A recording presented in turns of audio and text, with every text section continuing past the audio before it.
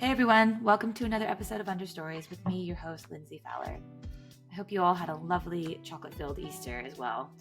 This week, we're speaking to Susann Eva Goerg. She's the founder of Happy Homes, which will now be soon to be transitioning into her eponymous interior design studio.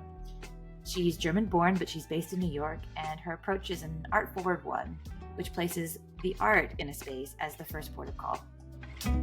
This was interesting to me because in my experience, art consultants tend to be brought in later in the design process, to add the finishing touches, as it were. But for Susann, it's not so. To her, it's crucial to consider the art from the beginning of the design process, not only because it enhances it, but also because it deepens the client's story and connection to their space overall. We get into how she's running her business, the power of delegating to others, and how personal passion is a core part of selling her service. Also, how essential boundaries are and her way of balancing business and creativity. Before we get started, if you like this podcast, please give us a rating or review wherever you're watching or listening to this. Tell a friend, and don't forget to subscribe so that you get notified about future episodes, which drop every other Tuesday. And now, here's Susann.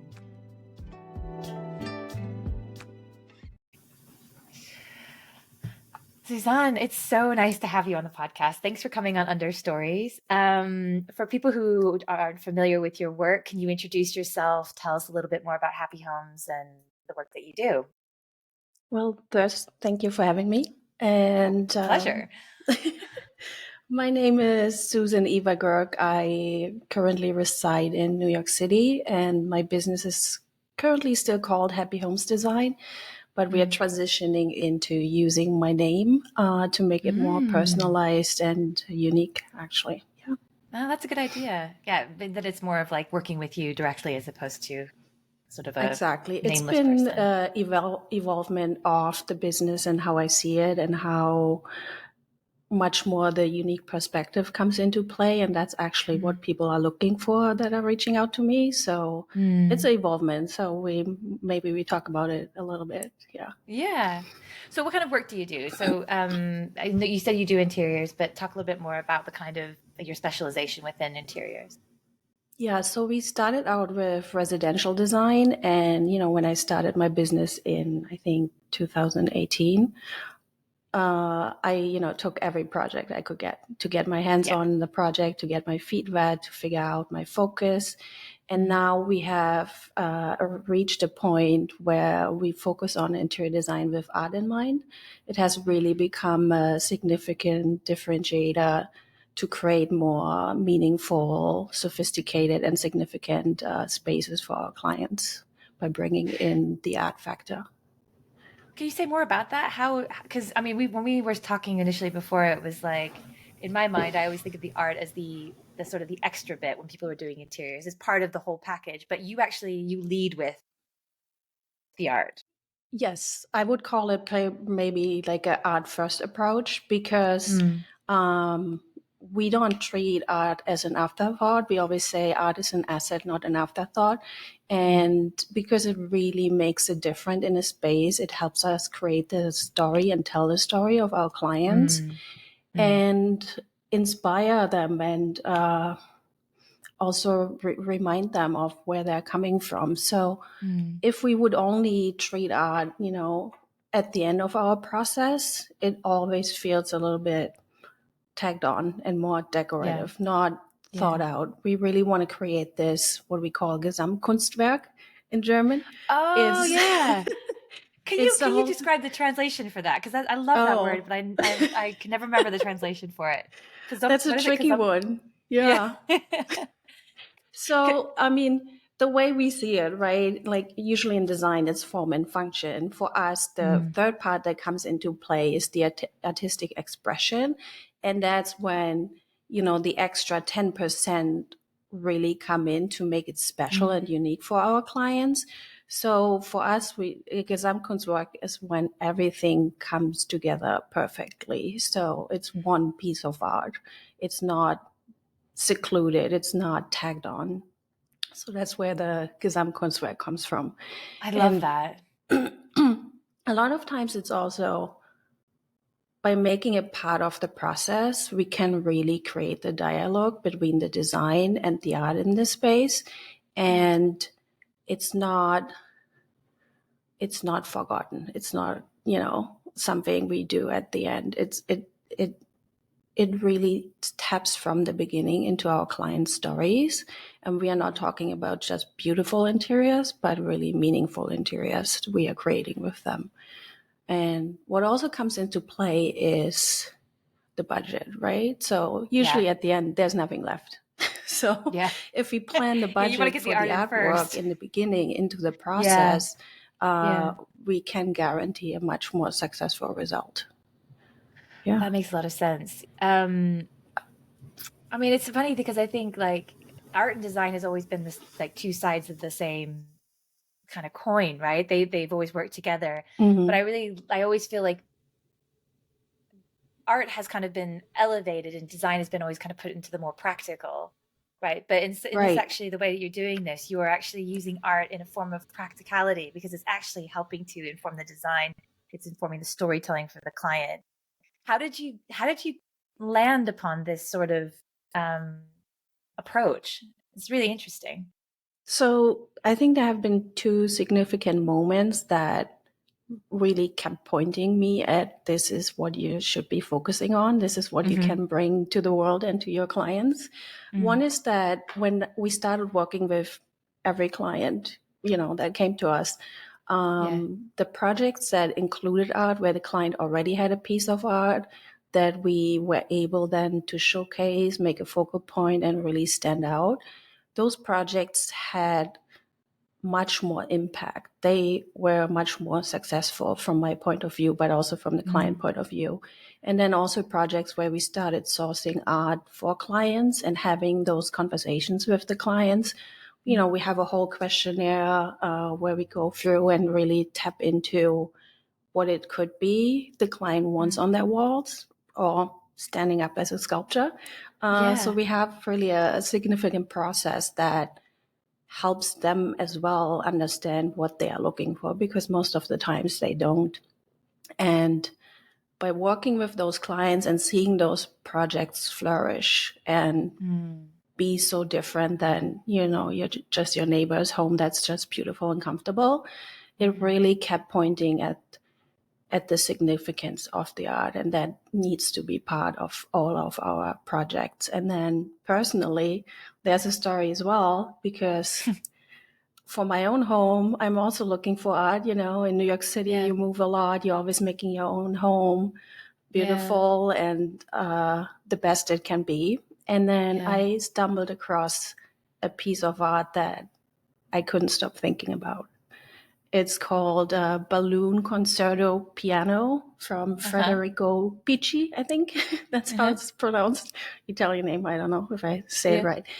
And this piece of art that now lives in my bedroom, after contemplating a long time about getting it, it had such an impact on me personally that I could not bring it into my work and into my process, because I'm more of a serious kind of person.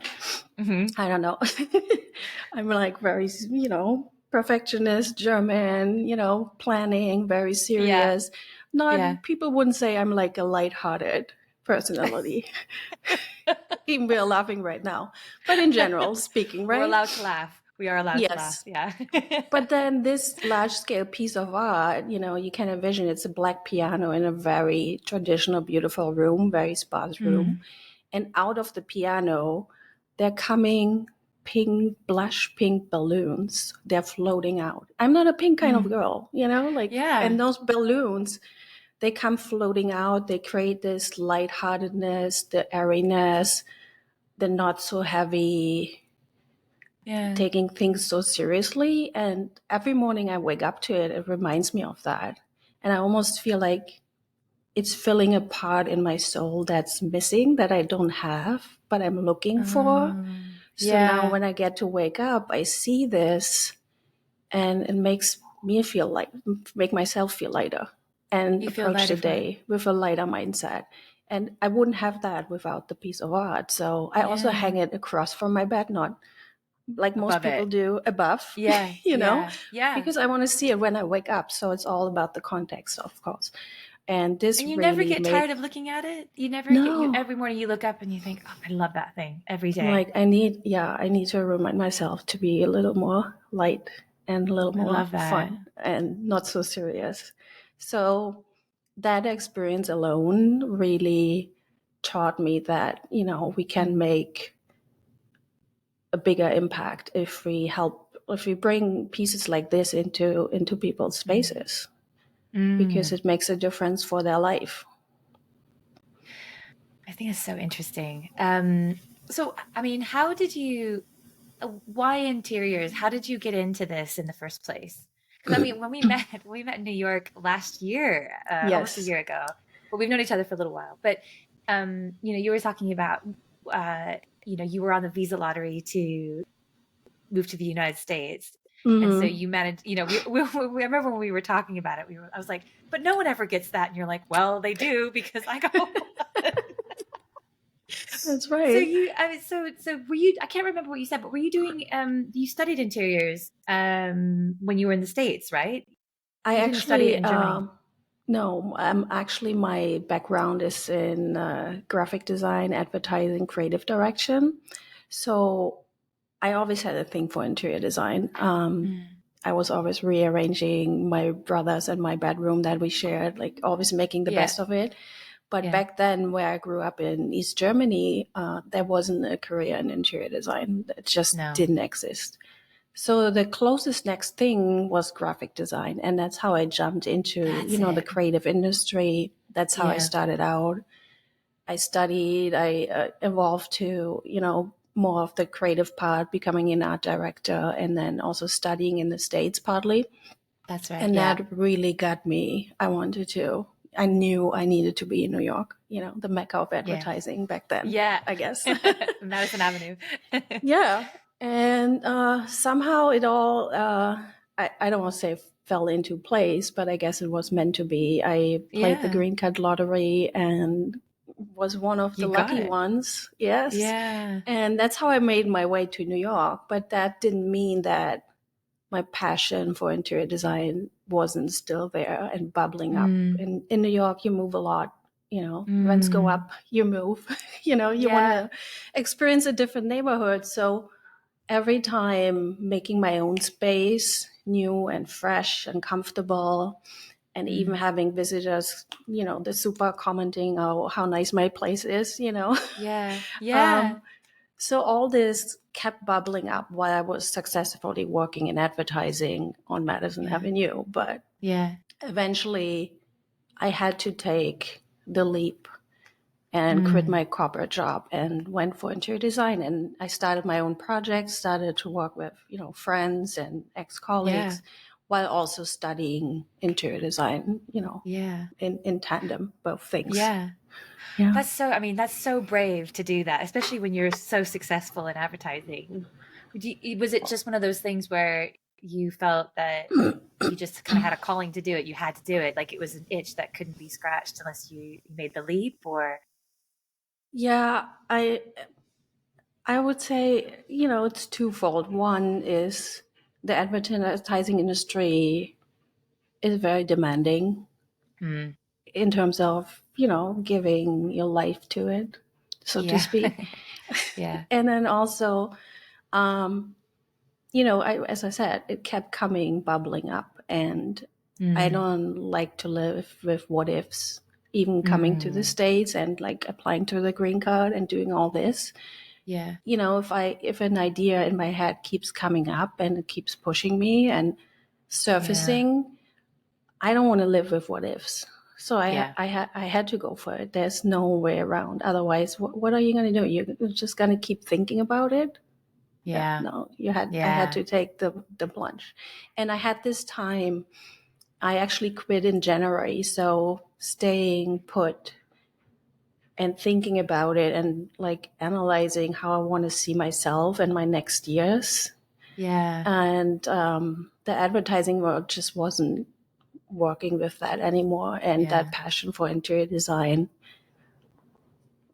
won, I guess. It won.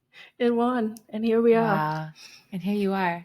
So this was in 2018 is what you said. So Hmm. you started in Yeah. 2018. So, what's been the most surprising thing that's happened? I mean, in the 6 years since you've started? How much not design is. Running your own business, you know, How much more interior design, admin? the perception of people is often, oh, you get to play with all the colors and the fabrics and you pick some nice pieces. But being an entrepreneur and running your own business and building your own business and Mm. doing all the things, wearing all the hats, I would say it's maybe 82% business, and the rest of the Yeah. percent is actually the design, which Yeah. people, they wouldn't think that, but that's the reality. No.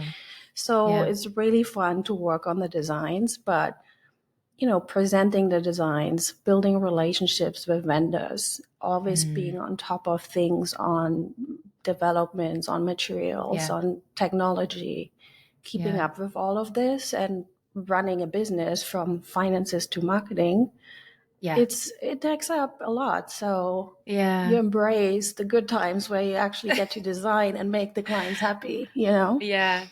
I mean, I think I mean, it's a common thing, right? That when people, especially creative entrepreneurs, they start a business because they want to do the thing that they're most passionate about. They want to Right. design, they want to, but it's such a shock, I think, to get into the actual business of it and then realize that you have to find clients and you have to have some systems and you have to be able to market yourself.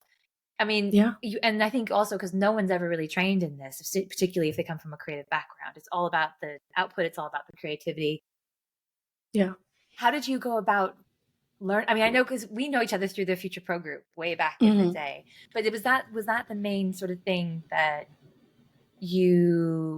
kind of got you on the sort of the path for understanding more about the business side, or did you do more self-study? How did you go about that? I wish I would have found the future program earlier because it Right. really fast tracked me in a lot of things in business. I think I've Mm. been like 2 or 3 years part of it. But in the Yeah. beginning, you're just trying to figure it out. You're wasting Yeah. time on creating a logo and a website instead of, you know, finding clients. I'm like, I Yeah. wish I wouldn't have done that. But Yeah. Everyone especially always with cares about the, how it looks. It's yeah, like in how it the looks end, first. Yeah. but I do. That's the problem. I'm like Yeah. so still in the Yeah. graphic design and art direction, creative direction. I Yeah. wanted to make it perfect. You just figure things out as you go, honestly, Mm. and it's hard if you don't have friends or people around that also build their own business or run their own business Mm. if they are still in the corporate world and I have other problems to deal with. So a lot of times you're Yeah. in your head trying to figure out how to do things. A lot of times you don't even know what you should be doing. Yeah. So Yeah. finding the pro group was really an accelerator to Mm. get on the right track, know what I should be doing, and actually doing it as well. And then, not to Mm. forget, in between, we had COVID and the pandemic. So at Oh that God. Yeah. time, it was literally just about surviving, you know, Yeah. Yeah. business wise and life, Yeah. Yeah. life Business wise, you wise and know, life. Yeah. as Yeah. well. What would you say is the one of the biggest mistakes that you think that you made? I always think it's really interesting to ask this question because I think we don't often talk about the mistakes that we make in our businesses because those are the best learning opportunities, right? Those are the things that always teach us the most in the most painful way. But for you, Yes. like what were some of the mistakes that you've made that I know you're saying maybe not spend so much time on the logo and how things looked, but is there anything else that you would have maybe taken a different trajectory? Would you have sort of not spend so much time on something else that you would have done differently if you could do it again? Many mistakes. We've all been there. So one of the big ones is really that mindset of you got to do it all on your own, not outsourcing and finding help outside, like Yeah, accounting or yeah, technical drawings or, you know, assistance, yeah. all those kind of things. Because you're starting a business and you know you only have so much to invest, you're thinking, oh, I just do it myself and I'm going to Yeah, save it's money. cheaper. Yeah, Yes, yeah. but it's actually going to But cost you time. It's going to cost you so much time. And then also, you're not great at everything. You should focus on what you're great at and what you want to be doing. Yeah. I don't want to be doing the numbers. I mean, I should know my numbers, but still, outsourcing those things really makes a difference. And I'm still learning. I'm still not super comfortable with it. And I always need to push myself over the edge. But when I do, it lifts the burden off my shoulders. Yeah. It makes such a difference just not to have to deal with those things you don't love and now would take you 2 days to do, and someone else, I don't know, 2 hours to get it done for you. It makes a big difference. And then another thing, I think, it left my mind. So now another mistake left my mind. I think they always say the imposter syndrome, right? But being not confident and comparing yourself to other people in the industry. So for me, a lot of times there's so many interior designers and they all have this traditional path in education. And I'm coming in here, second career, still have a background that's very visual and very artistic and creative. Yeah. But not having the same level of education, I used to see as a disadvantage, but now my perspective, my point of view, making my own path, I almost think it's an advantage. They are stuck in what everyone else has been doing. They have been like all studying it the same way and whatnot, all using the same programs. But now I've come to change and see that my perspective, my point of view on things, and not having it done traditionally is actually an advantage and brings more to the table and something new to the table. I love that, because I mean, I'm the same. Like I have a history of art degree, right? Like I don't come from this from a business point of view, and I think I really resonate with that because there's a I don't have an MBA, and so I'm like, oh, I can't do the thing I can do well because I don't know enough or I haven't had this traditional experience. But you're right. There is something really refreshing about someone who's learned through doing, who's learned through experience that you can't replicate through education. And but how did you overcome the imposter syndrome? I mean, because that is a sort of a thing, right? Because if you retrain in something, especially later on in your career, I mean, you really feel like you're starting from scratch, but you're like in your 30s. You know what I mean? You're like, oh, crap. Like, I would not say I have overcome it. It's a constant battle. Yes, I don't think that goes away. That goes away. We just either need to remind ourselves or have people around us that remind us that the way we are doing it is valuable. And what I also try to do for myself is not to look outside so much, not to look at others so much. That's really important. I don't even go on Instagram and look at other interior designers. I'm like, no, I'm going to do my own thing. And I think the last 2 or 3 years, I've been really good about not to look left and right, but do my own thing. And that has helped, you think, in terms of confidence in your own abilities? And that's really interesting. Because you're not comparing yourself. It's also, how can you compare a unique point of view or like an artistic expression? I see interior design in itself as an artistic expression and, a creative endeavor that needs to be unique. It's everyone does it differently. And that's also a reason why I'm about to change the name of my business, because now it's about my point of view. When I started with Happy Homes Design, I was like, I want to do it for the people. They should have a happy home, And it has been really sticky and resonated with people, actually. Like they love the name. It puts a smile on their face, but it's not representing where I am and where I'm going right now. So that's why this transition is in action, actually. That's an interesting point as well, is that like you start a business and how it needs to sometimes transition, and sometimes that means like changing the name and managing the sort of the brand development. I mean, Was it when you decided to do that, did you think, no, it's time, it's like it's my turn to kind of put my name on these things? And because I mean, obviously when you're doing it, it's a collaborative thing, right? It's not like you're like, this is what you have to have, No, you know, yeah. and clients were working with you, but it's like, but they come to you for what you do as opposed to. Hmm. It's actually, I tried to find a different name first, not my name. So again, the Oh, imposter really? syndrome, I ended up using my Ah, name or getting there, but it was also yeah, the process. I was thinking and conceptualizing and brainstorming new names for the business, yeah. and I wasted so much time on it. I cannot even tell you, months, maybe Well, even maybe a you year had or to go through something. that process or something to come actually Exactly. come back full circle, you know? Exactly. I just knew that Happy Homes wasn't serving anymore the clientele we will be Right, serving and we are right. serving now. It served us well in the beginning. It was perfect to get the foot Yeah, in the door.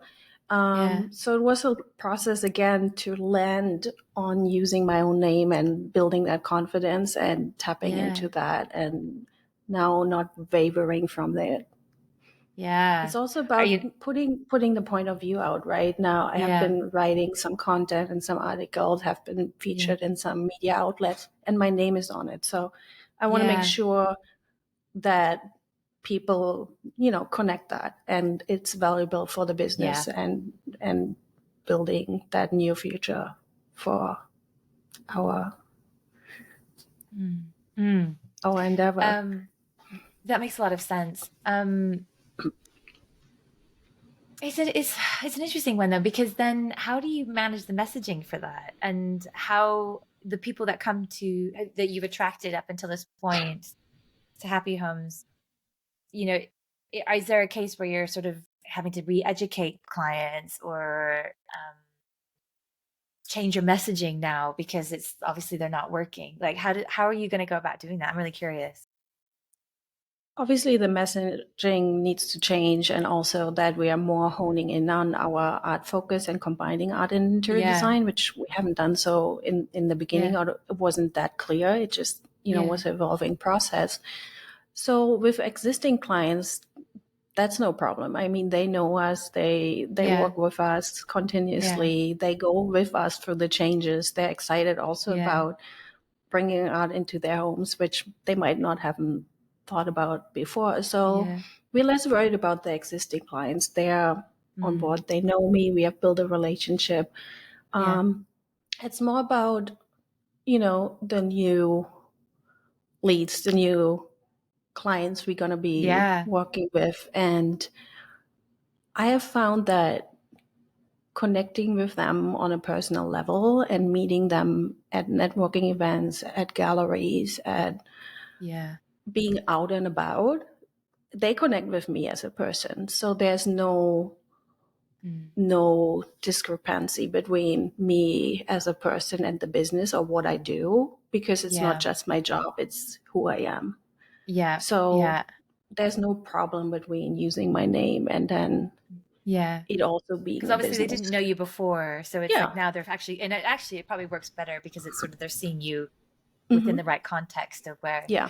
So I think it's interesting that you're doing this as an art, as an art forward design practice, because there's a really clear, and everyone always talks about like sales and marketing and being where your client is and all that. But for you, there's a really clear place where your clients are. I mean, that's Yes. in some ways there's some real power in that, because if you know that you go to events or to networking events that are art focused, there your clients will be there. I Hmm. mean, that's I think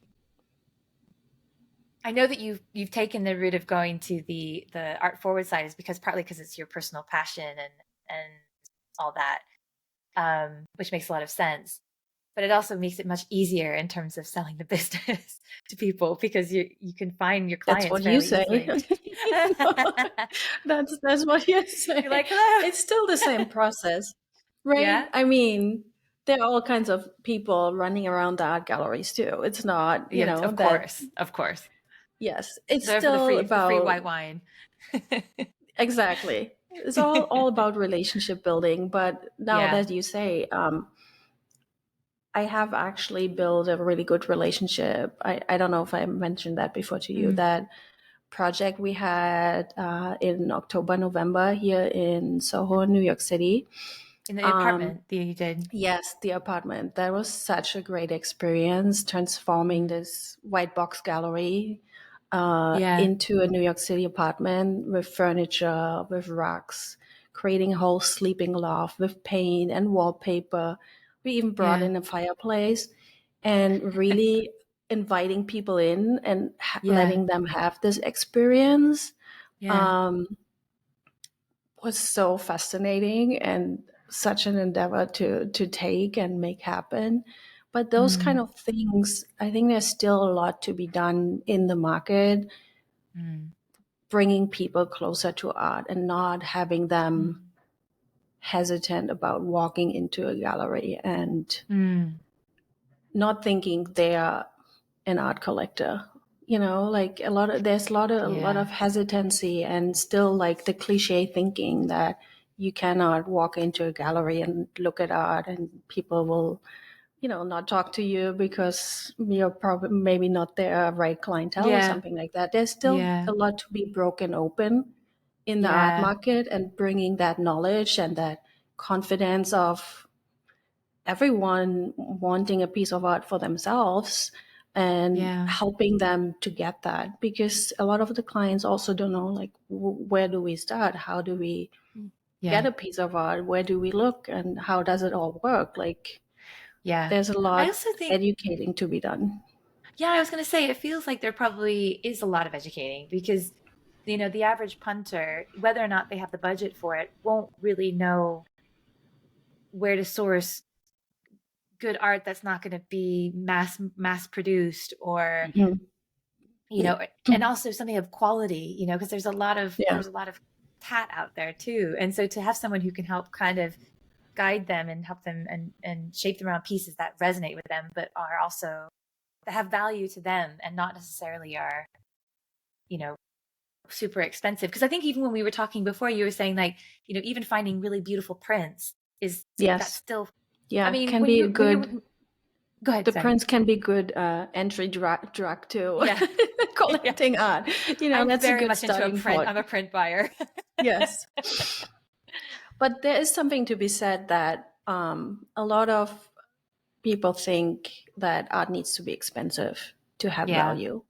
But especially in our case, by not just seeing it as an investment piece financially, bringing it into your home, it needs to fulfill different levels of impact. You know, it's not just the cost point. So it can be someone that your friend painted and it just is perfect for your space and you feel connected or reminds you of that person. So it's not about how expensive the piece of art is. It's more how it connects with you and what kind of stories it holds and what you want to be reminded of or how you want to feel. But then obviously there's also, you know, the economical value and the emotional value. So it's not mutually exclusive. So even if you have a huge budget and want to buy a piece of art that grows in value over time, you also want to display it the best way possible. You know, if you invest so much in your piece of art, you want to make sure it's standing out in your space and it speaks to your space and it can be the best it can be because you spend so much money on it. Why wouldn't you do that? That would be just such a waste. Yeah. I'm with you on that. I keep thinking about what you were saying about how you never match things to the paintings and how like the post Yes. and about how, you know, it's about making sure that the art stands on its own and that it doesn't fade into the background. And I think I really love that. Yeah, it's almost a no-no. Like, don't come at me with wanting to match the colors of the art to the pillows or the curtains or something like that. That's not what we are doing. No. I mean, obviously, or maybe you want it to clash. Sometimes you want it to be harmonious, but sometimes you also want to create contrast and tension, you know? So we cannot like look at art just for the colors or the shapes. We need to look at it, what it does to us and what it does to a space.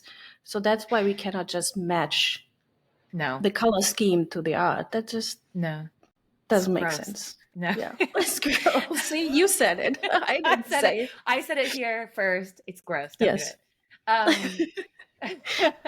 I was going to ask you a question, but I've kind of forgotten what it was. I was thinking more about like the process that you go through with clients. I'm really interested in, because it is such an emotional thing, right? It's like how, if they come to you and they don't have a collection already or pieces that they like already, you said you have some sort of a questionnaire that you go through with them that kind of helps kind of like pull out stories, things that they maybe that they want to have reflected in the art that you choose. How does that process work? 'Cause it must be so personal for people. Yes. And I mean, in general, interior design is a very personal service. Yeah. You're like almost going through their drawers. Yeah. Someone once said that they were like having a conversation, I think, with the lady who was waxing their eyebrows, and they were asking her what they did. And she was like an interior designer. And they were like, it's kind of weird what we do, isn't it? We like go into people's homes and like you see it all. You see everything. Yeah. Yeah. So, but from you, so bringing in the art side of it, that you're seeing everything, plus you're seeing a much more kind of intangible, emotional side of the client. Can you talk a little bit more about how that all works? So sometimes if they don't know at all what they want, we just look at what are we trying to do to the space. So I have an example. We did a kitchen makeover. Just wanted this person, she lives in a small New York City apartment. She's gonna keep living there, but the kitchen really needed a makeover, a refresh. Yeah. Because she didn't feel like she wants to go in there and enjoy cooking, but she actually enjoys cooking. So we wanted to bring back that excitement, that feeling, like almost being a home chef again, enjoying the cooking. And so what we did there is we looked at, okay, what did cooking or what does food mean to her? What are kind of spaces and places that remind her of good food? Or also food is, a gateway to almost always to family experiences and coming together and celebrating and entertaining. Yeah. And in this case, there was a restaurant that she really loved in her neighborhood, but it didn't exist anymore. But that was always a place where she enjoyed food and celebrated food and, felt at home as well.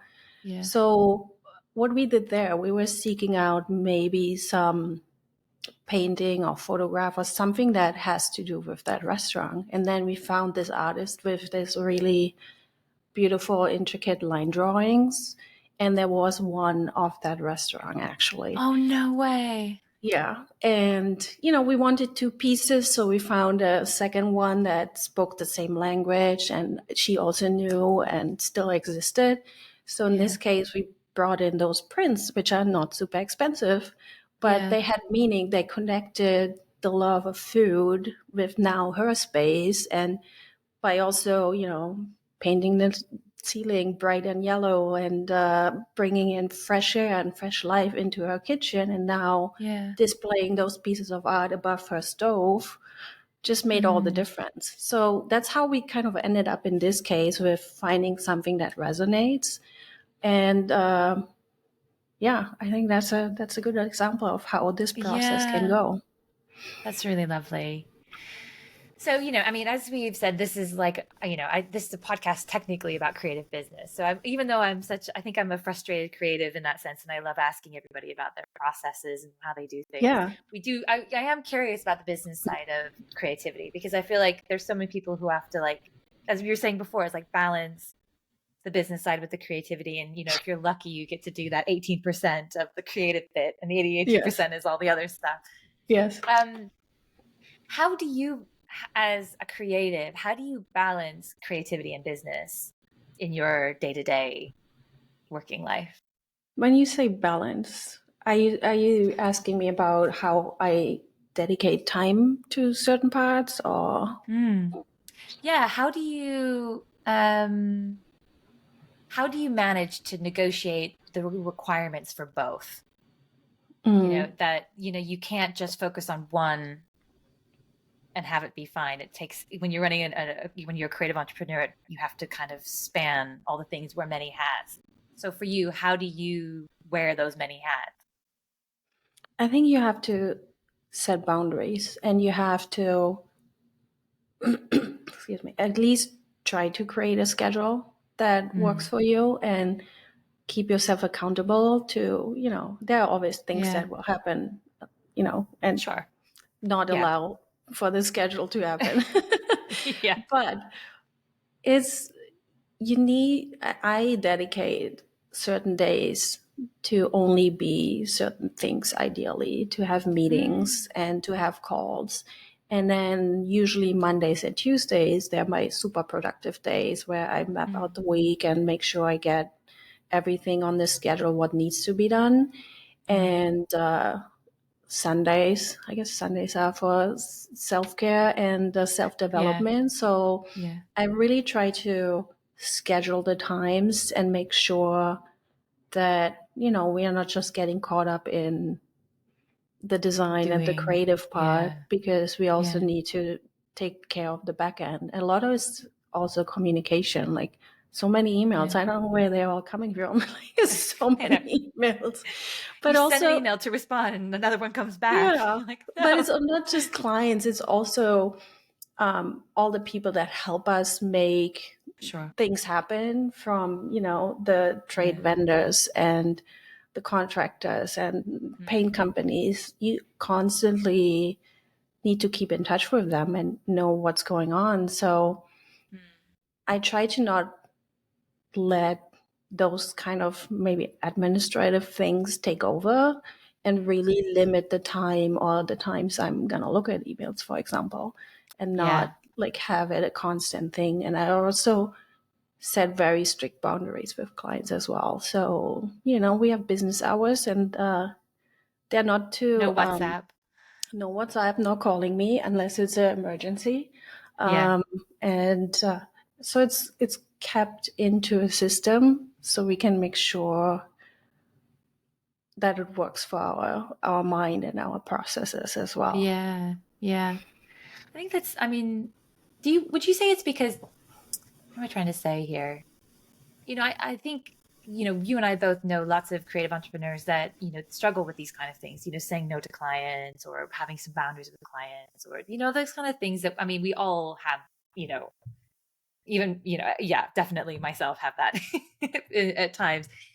But do you think it's because like, you've been you this is a second career for you in a sense, you kind of gone through a career which was heavily demanding, probably very heavily demanding from a client side. Do you ever think that in some ways that's maybe informed how you structured this business because you were kind of very conscious of how quickly things could get Perhaps I, sidelined? I, I don't want to say that all the systems and processes have always been there. It's also been Oh, evolving and sure. getting Of there. course. Yeah, yeah, yeah. But I do, well, now that you mentioned that, with, the demanding times before, they Mm. definitely have made me more resilient in Mm. that sense. And then also, it teaches you that you can be, actually, like, you can be creative on the spot. That obviously the inspiration will always happen. You walk into a store or something, and Yeah. you're actually sourcing something for one client project, but then you see something that fits to the other one. Obviously, you're Yeah. not letting that go. You're still Yeah. embracing that creative spark that's happening in the moment. Yeah. But I think, yeah, it teaches you that, or taught me the past, that you just have to get started. You're always gonna get the results that Mm. you want to be getting. Like, if you don't tap into that creative moment when you scheduled it, so to speak, Mm. Yeah. um, it's always a starting point. It doesn't mean that you always gonna have the whole result, but Mm. we cannot just wait for the muse to strike. creativity to come us to strike us, you know, like Yeah. people Yeah. say that all the time, but if you don't set the conditions for it to come to you, then when is it going to come? And it's going to mess up the rest of your day or, you Yeah. know, your schedule. Yeah. I think I think creating the conditions is important. yeah. And Is it Stephen maybe having, Pressfield that does that? Like you know Stephen Pressfield. He wrote, I think, which one? the War of Art. Do you know Stephen Pressfield? He wrote the book called The War of Art, and his Yes. thing is about showing up, and Yes. like even if like the Exactly. muse isn't gonna, and just fight through it. Yeah. But I think but I don't think creativity in its sense has been put on this pedestal, and this like the ability to have the muse come and like, but it actually doesn't work that way. You have to create space for it. Yeah. Yeah. You have to set it up for it to happen. Yeah. And that comes back to your surroundings, setting them up to happen, or not being distracted or being inspired, you know? Yeah. A lot of people forget how much that affects as well, how we think and what we can focus on, or what are we distracted by. Yeah. Oh, yeah. Like when your desk is messy, like mine is now. Yeah. I'm like, ooh, I'm not very focused today. So last big question for you. What does success look like for you? You mean personally or business wise? I mean, well, they're one and the same, aren't they, so to speak? a little bit. I mean, it's not what it's nice to be published or, you know, being quoted and stuff like that. What it comes down to is really seeing the clients in their spaces. And, you know, if they say things like, I don't want to leave my home, like that's just like, I don't want to leave my home anymore. I'm just gonna, you know, hang out here. And instead of sleeping in my bed, I want to sleep on the couch because this living room is so much nicer So now. wonderful. Yeah. Yes. So the transformation we are able to give them to their life just by changing and elevating their surroundings is amazing. I mean, every time it happens, you know, every time you finish a project or even in between projects, when you get an email from a client, it's like, the rug came and it's so amazing. I see how it's transforming, and they, you know, like seeing their excitement by changing their environment is just amazing. Yeah. Yeah. I really And understand personally, that. I mean, I just want to work more on the design part and also educating people more about art and, you know, really bridge that gap between art and design and making it almost mandatory that there needs to be art. You know, it's like, Yeah. I don't know if I should be sharing that, but there is this, I think, was it 70s or 80s, this commercial for, I think, Wendy's, where they scream, those older ladies, where's the beef? Oh, Where's the yeah. beef? Yeah. It's under the pickle. So, Where's the pickle? It's under the beef. yes. Yeah. So now in my head, my tagline is like, where's the art? So I want every single person who thinks about their home and transitioning it and making it more their own. I just like automatically want everyone to think, where's the art? Because it has become such an integral part, crucial part of the design and their life. I just want everyone to ask that. Like, that's like a crazy mission, but that's kind of like my North Star. I want them to ask, even if I'm not the designer, if they're working with someone, I want them to ask their designer, where's the art? And not at the end of the project, but, you know, in the beginning and like bringing it in. So that's my secret mission. Well, it's not so secret anymore. You've now told well, now it's on the podcast. 12 people. No, I was just thinking though, because like in our apartment here, we've got painting that used to hang above my grandparents in my grandparents' kitchen, and it's of this very, very overweight woman. It's quite an abstract picture, but it's kind of an overweight woman who's sort of reclining.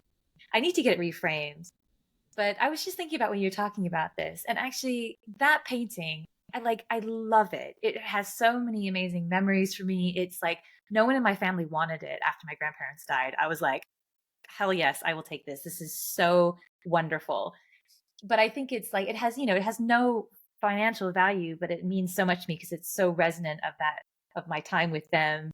And also it's like, it's sitting next to my dining table. There's a sort of a odalesque, is that right? Yeah, an odalesque kind of vibe to it, and it has that kind of Yeah. feeling about enjoyment and food and all that kind of stuff. So Exactly. Yeah. but there's something there with that you wouldn't want to.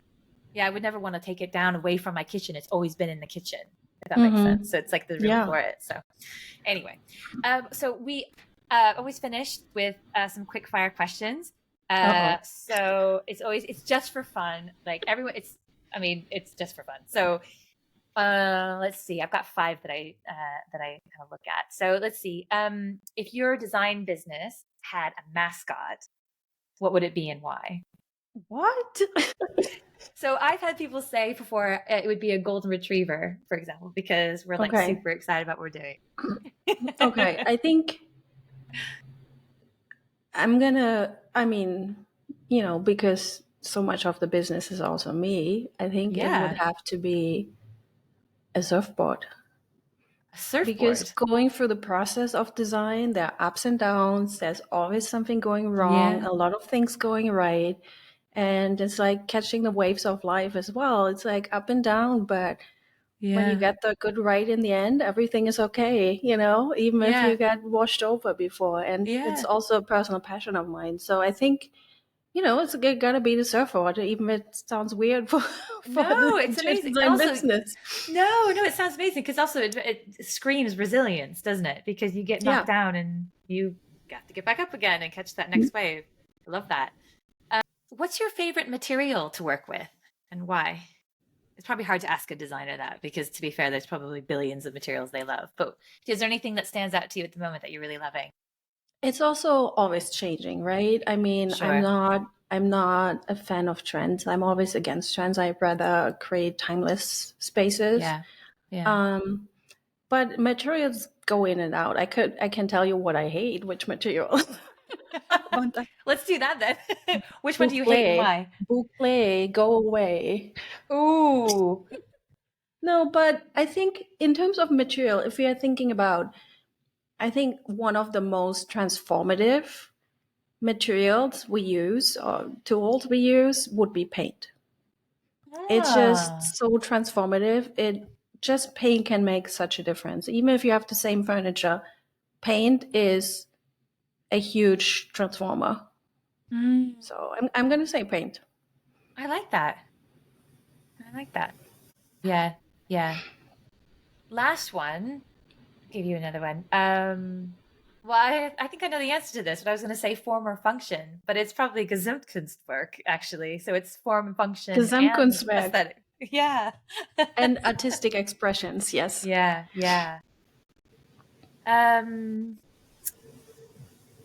Is there an interior studio that you admire or an architecture studio that you admire that and why?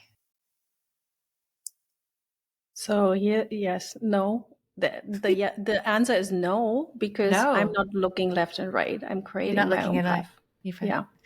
Love it. That's a great way to end. Yeah, I mean, there are many and I'm aware of them and they're doing great stuff, but I choose not to compare and look there so I can create my own path. Yeah. Is it compare and despair, as they say, if you... Yeah. There you have it. Yeah. Oh, Susann, this was great. Thank you so much for coming on and for telling us more about your practice. And it's just so interesting to talk to you. If people want to follow your work, where is the best place to find you? So I would say it's still happyhomes.co. So one word, either online website or Instagram, maybe more towards the Instagram. So as we transition and change the name, if people want to follow us there, that might be the best. And we also just put out a new, really cool, I don't want to call it quiz, but assessment kind of, is your home living up to its full potential? So maybe we can link that. People can take a little test and see how happy they are with their home, or is there potential for improvement. So that could be something exciting we just kind of launched, and could be fun to amazing. go We'll on send that you the journey. link to it, and we'll put it in the show notes so that people can do it if they want to. Oh, well, I will leave you to it. And thanks again for coming on. It's been really lovely to speak to you. Thank you for having me. And I see you soon. Yeah, see you soon. All right.